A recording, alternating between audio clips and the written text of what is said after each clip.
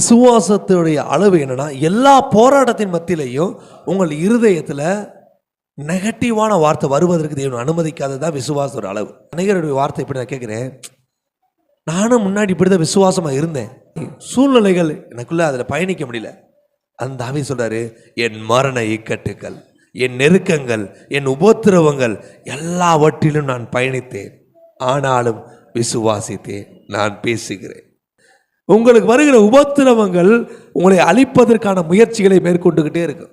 இயேசு சொல்லுகிற ஒரு வார்த்தை, மரித்தேன், சதா காலங்களும் உயிரோடு இருக்கிறேன்.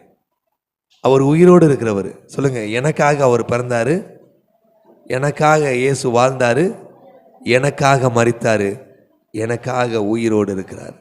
இதுதான் ஃபெய்த். உங்களுக்காக இந்த உலகத்தில் எத்தனை பேர் வாழ்றே சொல்றாங்க, ஆனால் அவங்கள வாழ்றாங்கன்னு தெரியல.